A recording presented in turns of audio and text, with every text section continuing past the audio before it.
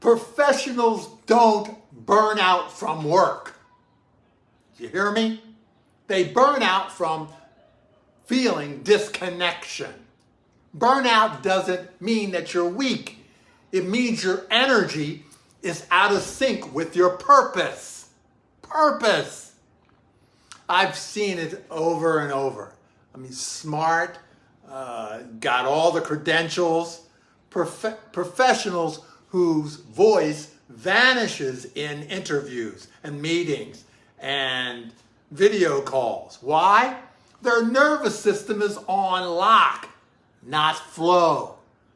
I teach a tool called stepping in place.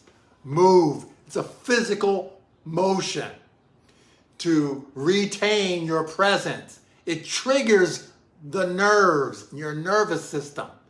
You have to breathe different. Breathe fully.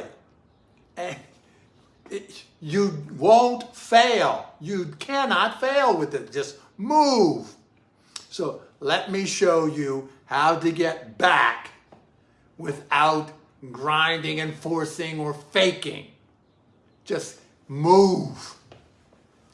Talk to yourself out loud in a positive way and move with some energy.